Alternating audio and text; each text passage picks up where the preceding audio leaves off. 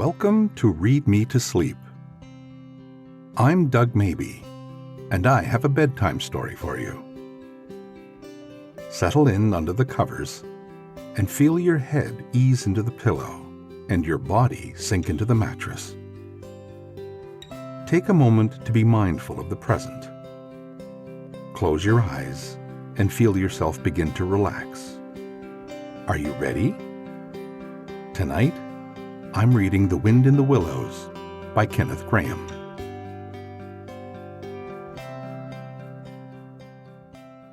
Chapter 9. Wayfarers All. The water rat was restless, and he did not exactly know why. To all appearance, the summer's pomp was still at fullest height, and although in the tilled acres green had given way to gold, though rowans were reddening, and the woods were dashed here and there with tawny fierceness, yet light and warmth and color were still present in undiminished measure, clean of any chilly premonitions of the passing year. But the constant chorus of the orchards and hedges had shrunk to a casual evensong from a few unwearied performers.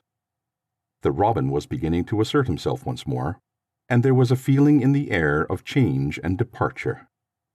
The cuckoo, of course, had long been silent, but many another feathered friend, for months apart in the familiar landscape and its small society, was missing too, and it seemed that the ranks thinned steadily day by day. Rat, ever observant of all winged movement, saw that it was taking daily a soothing tendency, and even as he lay in bed at night, he thought he could make out, passing in the darkness overhead, the beat and quiver of impatient pinions, obedient to the peremptory call. Nature's grand hotel has its season, like the others, as the guests one by one pack, pay, and depart, and the seats at the table d'hôte shrink pitifully at each succeeding meal, as suites of rooms are closed, carpets taken up, and waiters sent away.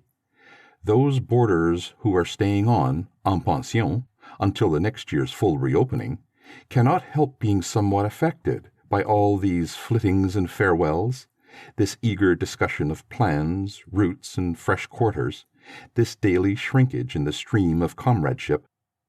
One gets unsettled, depressed, and inclined to be querulous. Why this craving for change?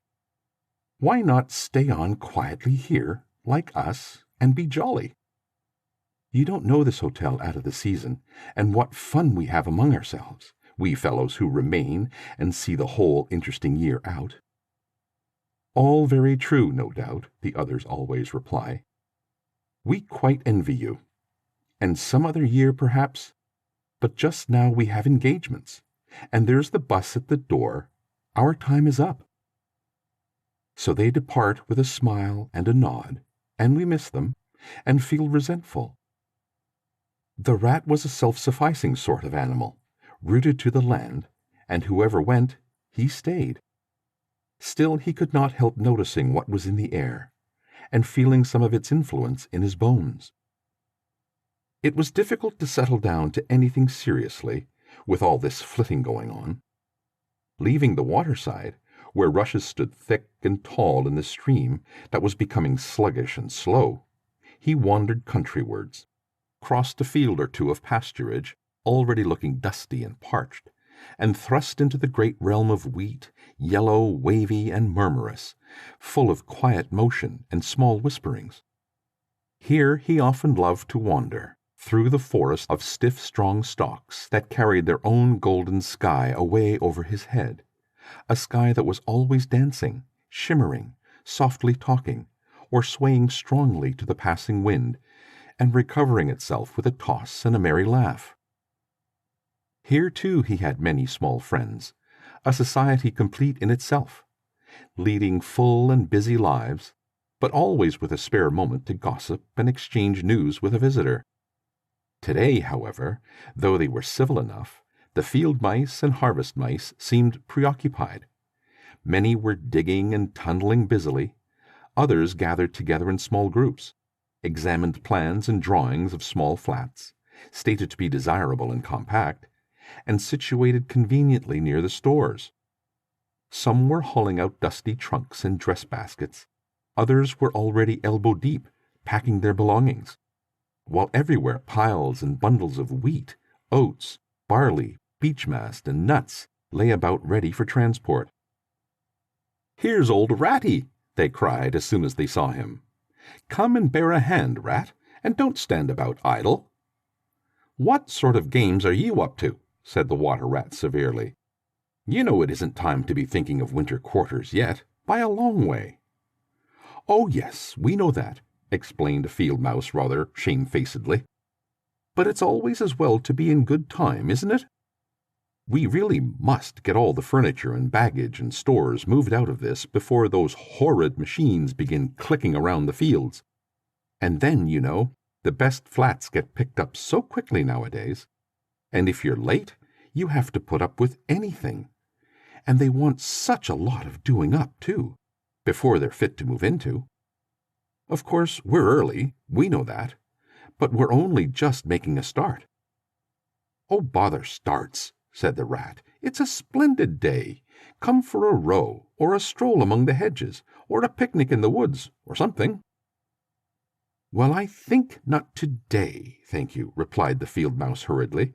"Perhaps some other day, when we've more time." The Rat, with a snort of contempt, swung round to go, tripped over a hat-box and fell, with undignified remarks.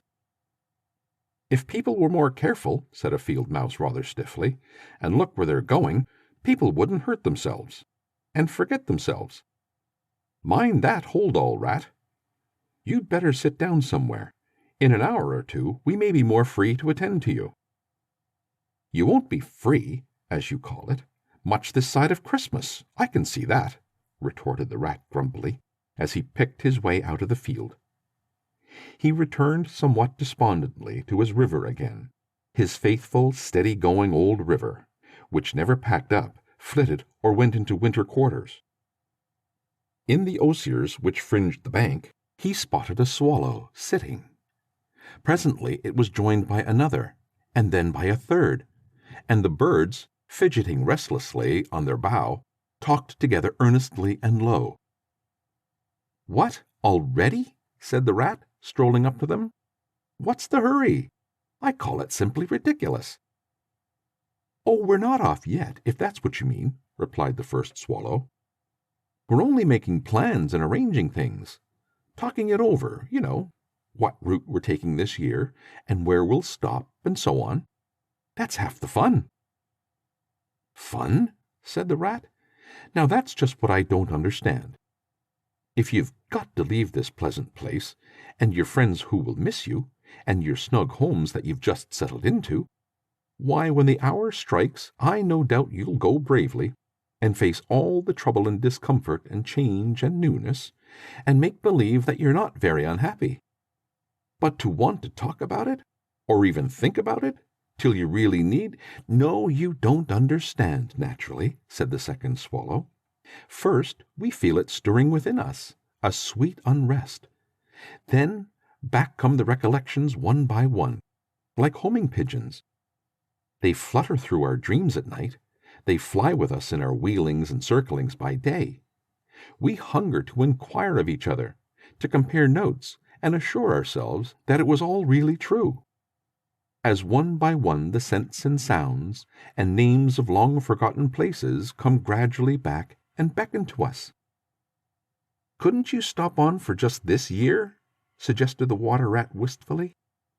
"We'll all do our best to make you feel at home. You've no idea what good times we have here, while you're far away." "I tried stopping on one year," said the third swallow. "I had grown so fond of the place that when the time came, I hung back and let the others go on without me. For a few weeks it was all well enough. But afterwards, oh, the weary length of the nights, the shivering, sunless days, the air so clammy and chill, and not an insect in an acre of it. No, it was no good. My courage broke down, and one cold, stormy night I took wing, flying well inland on account of the strong easterly gales.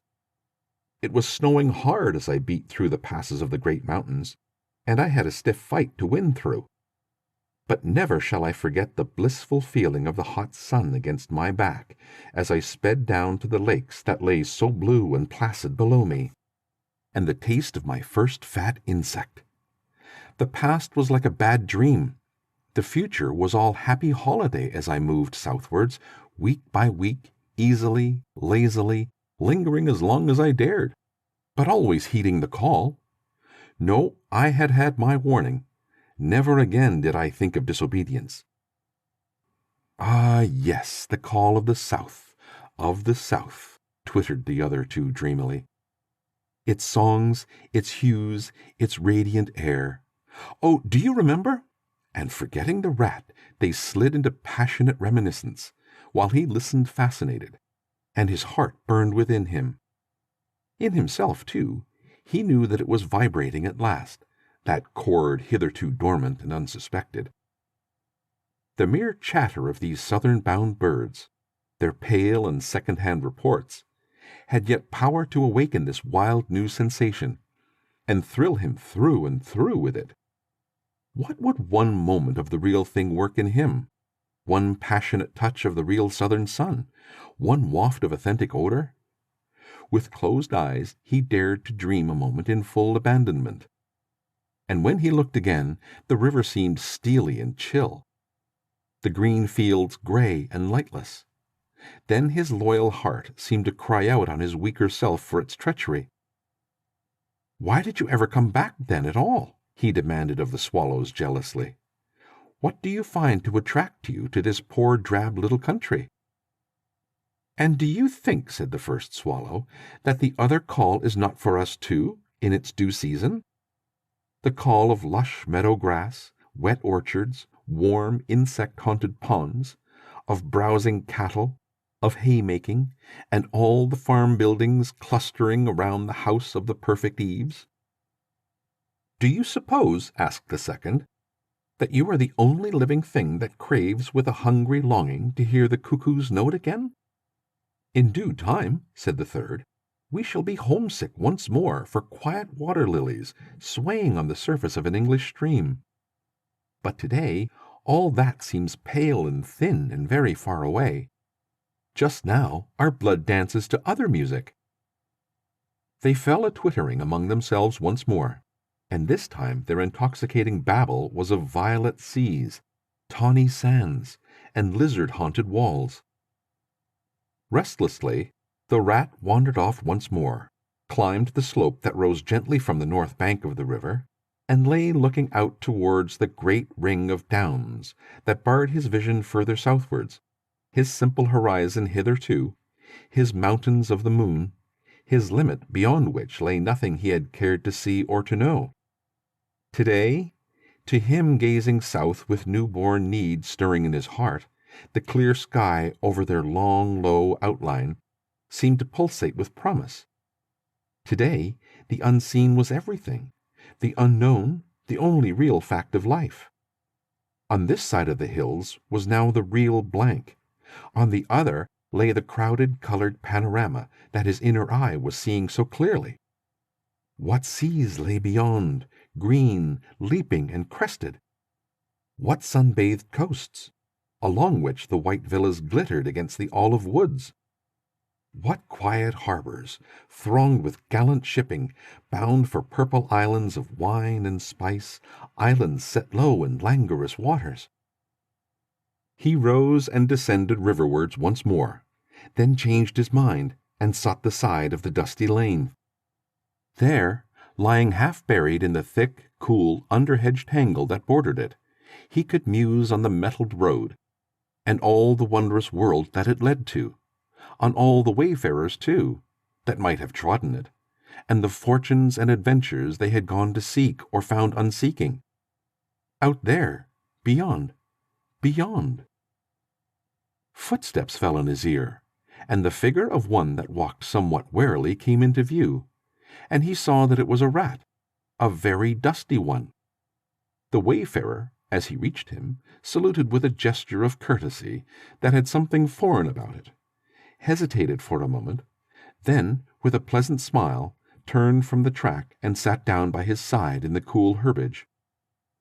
He seemed tired, and the rat let him rest unquestioned, understanding something of what was in his thoughts, knowing, too, the value all animals attach at times to mere silent companionship, when the weary muscles slacken and the mind marks time.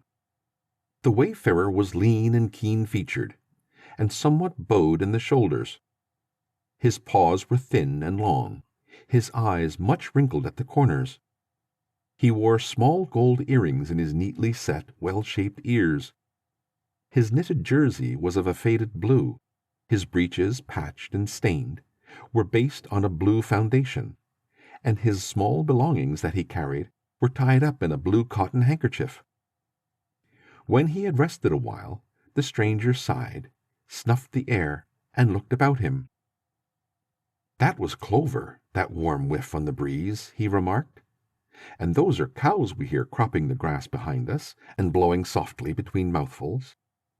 There's a sound of distant reapers, and yonder rises a blue line of cottage smoke against the woodland. The river runs somewhere close by, for I hear the call of a moorhen, and I see by your build that you are a fresh-water mariner. Everything seems asleep, and yet going all the time. It's a goodly life that you lead, friend. No doubt the best in the world, if only you are strong enough to lead it." "Yes, it's the life, the only life, to live," responded the water-rat dreamily, and without his usual whole-hearted conviction. "I did not say exactly that," replied the stranger cautiously, "but no doubt it's the best. I've tried it, and I know. And because I've just tried it, 6 months of it, and know it's the best, here I am, footsore and hungry, tramping away from it, tramping southward, following the old call, back to the old life, the life which is mine and which will not let me go." "Is this then yet another of them?" mused the rat. "And where have you just come from?" he asked. He hardly dared to ask where he was bound for. He seemed to know the answer only too well. "Nice little farm," replied the wayfarer briefly. "Up along in that direction." He nodded northwards. "Never mind about it. I had everything I could want, everything I had any right to expect of life, and more. And here I am. Glad to be here all the same, though. Glad to be here. So many miles further on the road, so many hours nearer to my heart's desire."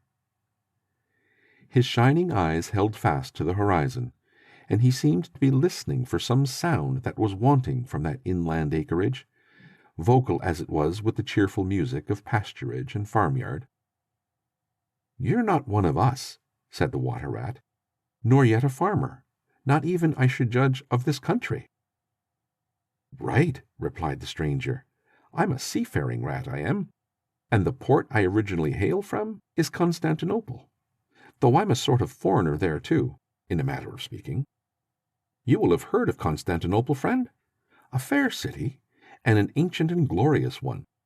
And you may have heard, too, of Sigurd, King of Norway, and how he sailed thither with 60 ships, and how he and his men rode up through the streets, all canopied in their honor with purple and gold, and how the emperor and empress came down and banqueted with him on board his ship. When Sigurd returned home, many of his Northmen remained behind and entered the emperor's bodyguard. And my ancestor, a Norwegian-born, stayed behind too, with the ships that Sigurd gave the emperor. Seafarers we have ever been, and no wonder. As for me, the city of my birth is no more my home than any pleasant port between there and the London River. I know them all, and they know me. Set me down on any of their quays or foreshores, and I'm home again." "I suppose you go great voyages," said the water-rat with growing interest. "Months and months out of sight of land, and provisions running short, and allowance as to water, and your mind communing with the mighty ocean, and all that sort of thing?" "By no means," said the rat frankly.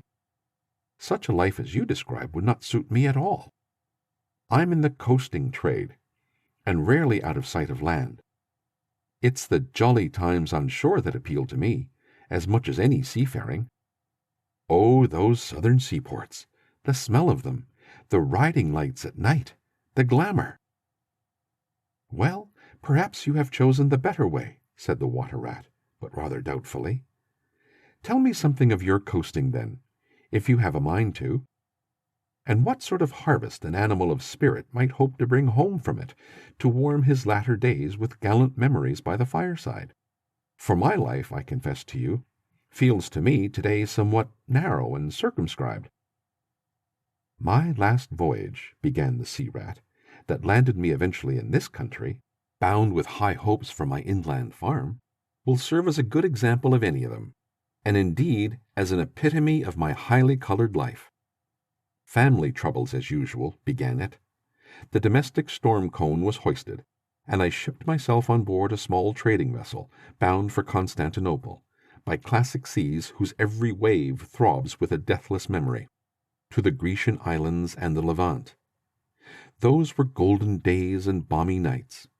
In and out of harbor all the time, old friends everywhere, sleeping in some cool temple or ruined cistern during the heat of the day, feasting and song after sundown, under great stars set in a velvet sky. Thence we turned and coasted up the Adriatic, its shores swimming in an atmosphere of amber, rose, and aquamarine. We lay in wide landlocked harbors, we roamed through ancient and noble cities, until at last one morning, as the sun rose royally behind us, we rode into Venice, down a path of gold. Oh, Venice is a fine city, wherein a rat can wander at his ease and take his pleasure, or, when weary of wandering, can sit on the edge of the Grand Canal at night, feasting with his friends, when the air is full of music, and the sky full of stars, and the lights flash and shimmer on the polished steel prows of the swaying gondolas, packed so that you can walk across the canal on them from side to side. And then the food. Do you like the shellfish? Well, well, we won't linger over that now. He was silent for a time, and the water-rat, silent too and enthralled, floated on dream canals, and heard a phantom song pealing high between vaporous grey wave-lapped walls. Southwards we sailed again at last, continued the sea-rat, coasting down the Italian shore, till finally we made Palermo, and there I quitted for a long, happy spell on shore. I never stick too long to one ship. One gets narrow-minded and prejudiced. Besides, Sicily is one of my happy hunting grounds. I know everybody there, and their ways just suit me. I spent many jolly weeks in the island, staying with friends up country. When I grew restless again, I took advantage of a ship that was trading to Sardinia and Corsica, and very glad I was to feel the fresh breeze and the sea spray in my face once more. But isn't it very hot and stuffy down in the hold, I think you call it? Asked the water-rat. The seafarer looked at him with the suspicion of a wink. I'm an old hand, he remarked with much simplicity. The captain's table's good enough for me.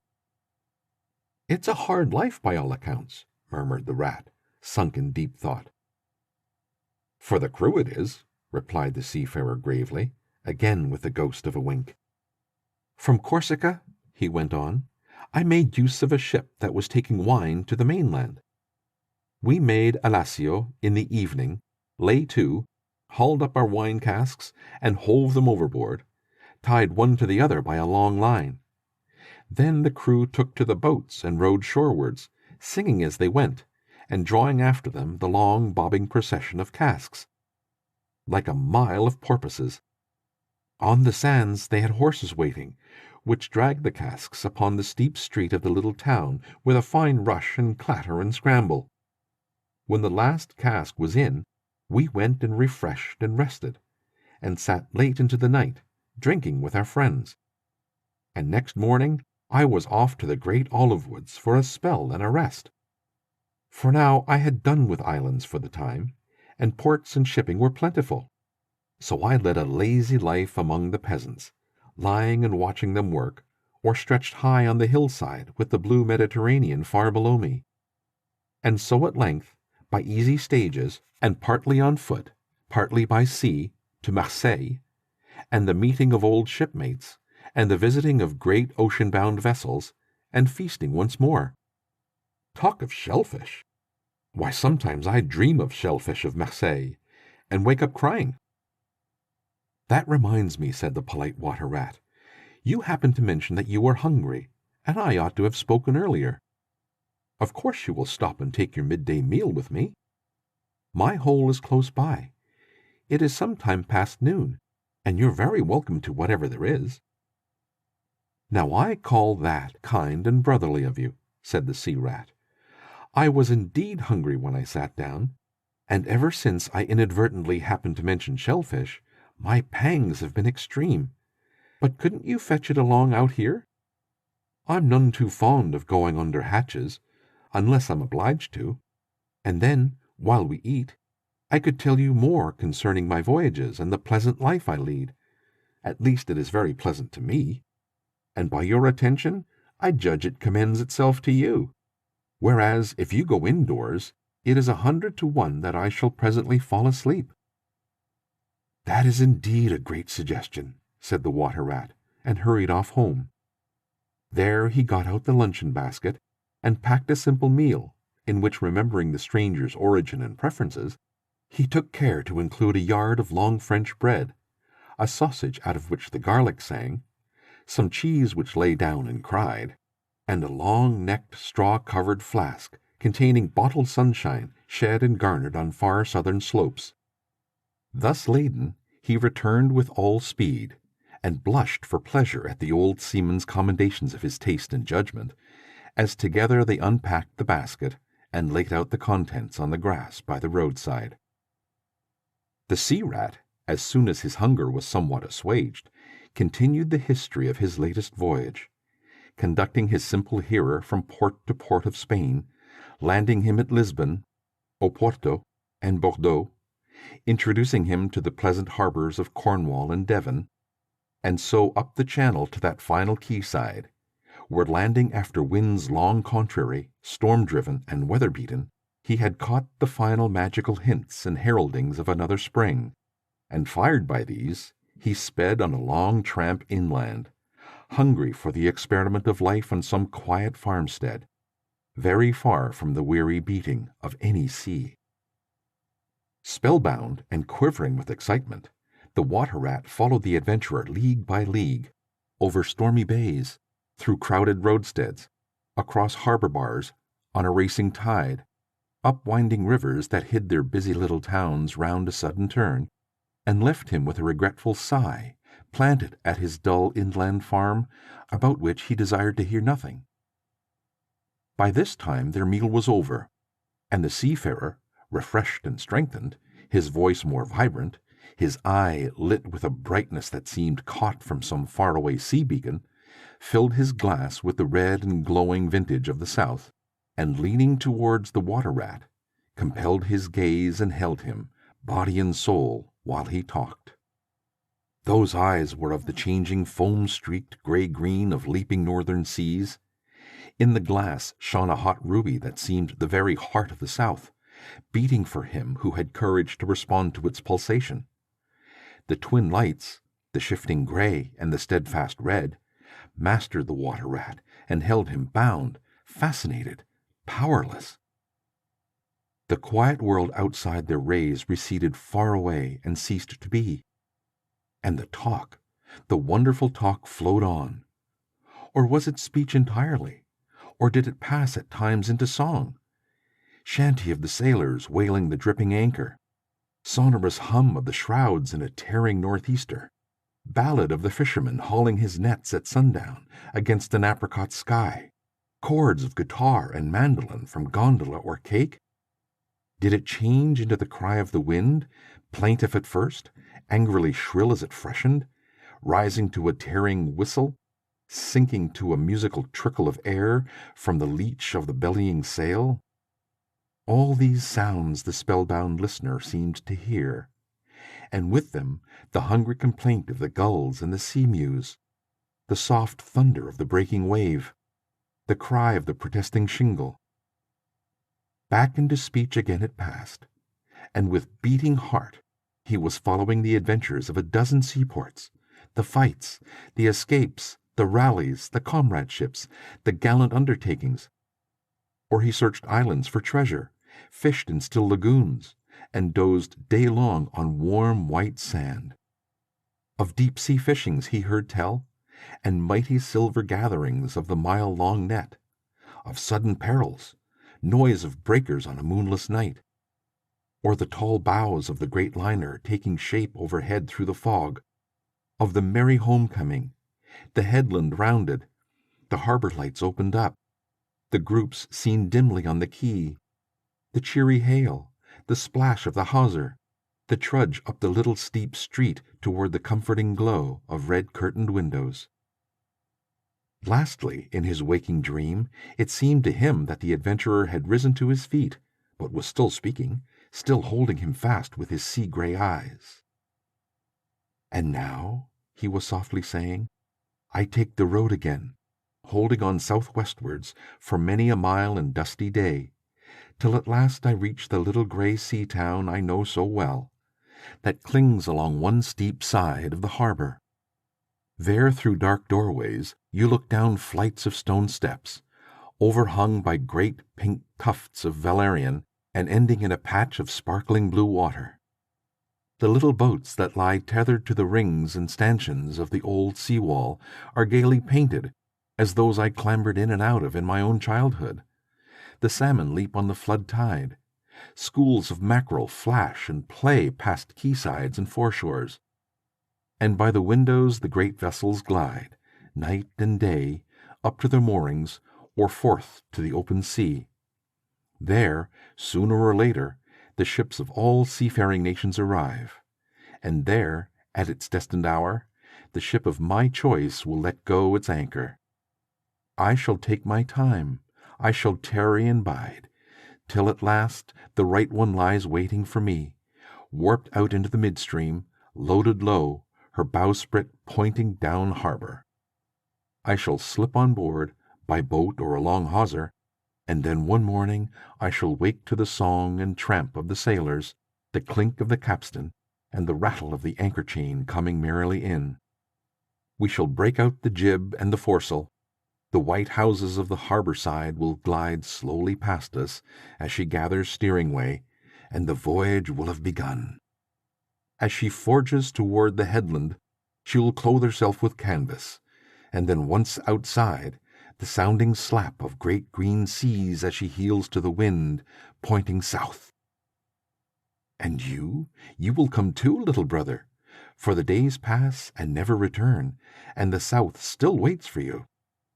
Take the adventure, heed the call, now ere the irrevocable moment passes. 'Tis but a banging of the door behind you, the blithesome step forward, and you are out of the old life and into the new. Then some day long hence, jog home here if you will, when the cup has been drained and the play has been played, and sit down by your quiet river with a store of goodly memories for company. You can easily overtake me on the road, for you are young, and I am aging, and go softly. I will linger and look back, and at last I will surely see you coming, eager and light-hearted, with all the south in your face." The voice died away and ceased, as an insect's tiny trumpet dwindles swiftly into silence, and the water-rat, paralyzed and staring, saw at last but a distant speck on the white surface of the road. Mechanically he rose and proceeded to repack the luncheon basket, carefully and without haste. Mechanically he returned home, gathered together a few small necessaries and special treasures he was fond of, and put them in a satchel, acting with slow deliberation, moving about the room like a sleepwalker, listening ever with parted lips. He swung the satchel over his shoulder, carefully selected a stout stick for his wayfaring, and with no haste, but with no hesitation at all, he stepped across the threshold, just as the mole appeared at the door. "Why, where are you off to, Ratty?" asked the mole in great surprise, grasping him by the arm. Going south with the rest of them, murmured the rat in a dreamy monotone, never looking at him. Seawards first, and then on shipboard, and so to the shores that are calling me. He pressed resolutely forward, still without haste, but with dogged fixity of purpose. But the mole, now thoroughly alarmed, placed himself in front of him, and looking into his eyes, saw that they were glazed and set, and turned a streaked and shifting gray. Not his friend's eyes, but the eyes of some other animal. Grappling with him strongly, he dragged him inside, threw him down, and held him. The rat struggled desperately for a few moments, and then his strength seemed suddenly to leave him, and he lay still and exhausted, with closed eyes, trembling. Presently the mole assisted him to rise, and placed him in a chair, where he sat collapsed and shrunken into himself, his body shaken by a violent shivering, passing in time into an hysterical fit of dry sobbing. Mole made the door fast, threw the satchel into a drawer, and locked it, and sat down quietly on the table by his friend, waiting for the strange seizure to pass. Gradually the rat sank into a troubled doze, broken by starts and confused murmurings of things strange and wild and foreign to the unlightened mole, and from that he passed into a deep slumber. Very anxious in mind, the mole left him for a time and busied himself with household matters, and it was getting dark when he returned to the parlor, and found the rat where he had left him, wide awake indeed, but listless, silent, and dejected. He took one hasty glance at his eyes, found them, to his great satisfaction, clear and dark and brown again as before, and then sat down and tried to cheer him up, and help him to relate what had happened to him. Poor Ratty did his best, by degrees, to explain things. But how could he put into cold words what had mostly been suggestion? How recall, for another's benefit, the haunting sea voices that had sung to him? How reproduce at second hand the magic of the seafarer's 100 reminiscences? Even to himself, now the spell was broken and the glamour gone, he found it difficult to account for what had seemed, some hours ago, the inevitable and only thing. It is not surprising, then, that he failed to convey to the mole any clear idea of what he had been through that day. To the mole this much was plain. The fit, or attack, had passed away, and had left him sane again, though shaken and cast down by the reaction. But he seemed to have lost all interest for the time in the things that went to make up his daily life, as well as in all pleasant forecastings of the altered days and doings that the changing season was surely bringing. Casually, then, and with seeming indifference, the mole turned his talk to the harvest that was being gathered in, the towering wagons and their straining teams, the growing ricks, and the large moon rising over bare acres dotted with sheaves. He talked of the reddening apples around, of the browning nuts, of jams and preserves, and the distilling of cordials, till by easy stages such as these he reached midwinter, its hearty joys and its snug home life, and then he became simply lyrical. By degrees the rat began to sit up and to join in. His dull eyes brightened, and he lost some of his listless air. Presently the tactful mole slipped away and returned with a pencil and a few half-sheets of paper, which he placed on a table at his friend's elbow. "It's quite a long time since you did any poetry," he remarked. "You might have a try at it this evening, instead of, well, brooding over things so much. I've an idea that you'll feel a lot better when you've got something jotted down, if it's only just the rhymes." The rat pushed the paper away from him wearily, but the discreet mole took occasion to leave the room, and when he peeped in again some time later, the rat was absorbed and deaf to the world, alternately scribbling and sucking the top of his pencil. It is true that he sucked a good deal more than he scribbled, but it was joy to the mole to know that the cure had at last begun.